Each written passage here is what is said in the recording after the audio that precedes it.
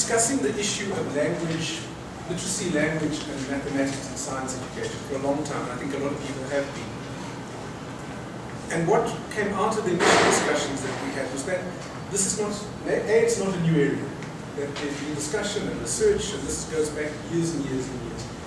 That there have been many attempts to address the problem with varying degrees of success, but despite the fact that we haven't solved the problem, there have been some things that we've been able to learn, and that we need to try and find out what it is that we can take to scale, that we can emulate, that has been successful enough to take us a bit further than we have been until now.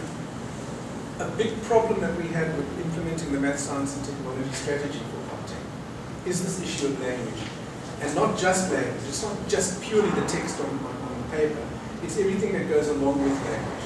And the issue of language is tied up to the culture of learning, to the clashing of cultures in the classroom, to not just language but communication between teachers and learners, between learners themselves, etc., etc. And this turns out to be quite a big thing.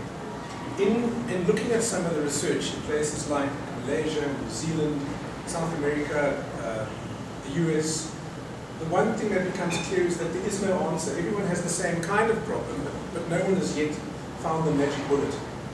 And in fact, probably because it isn't there. And so part of what we wanted to do was to learn from the people who are in the field, because we're not, to see where we take the discussion.